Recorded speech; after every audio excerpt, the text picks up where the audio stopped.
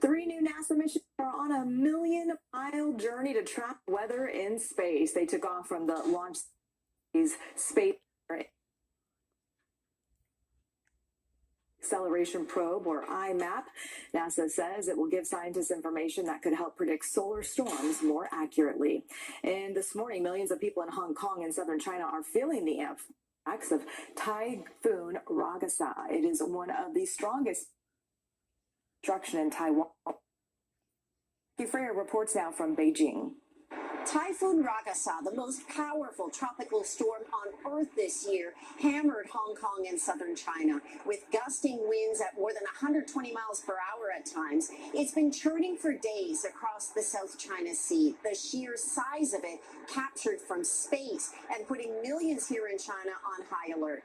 In Hong Kong, the rain was so heavy that seawater burst through the doors of a hotel lobby.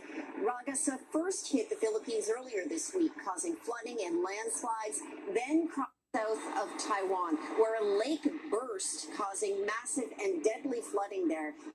Area is now delivering aid. Ragasa then made landfall for a second time, hitting Guangdong province here in China, authorities taking no chances and evacuating more than 1 million people to shelters, according to state media. Experts say typhoons like this are getting stronger and more destructive every year because of warming seas and climate change. At one point, this typhoon was equivalent to a Category 5 hurricane.